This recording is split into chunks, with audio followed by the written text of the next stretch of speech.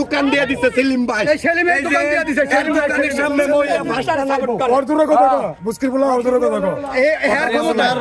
আপনার কিসে কি দোকান দিয়ে দিছি কইরা খাবা নাকি? আমি তো আর জানি না ও বিয়ে করছে, ভাঙ্গা বিয়ে, এটা তো আর জানি না।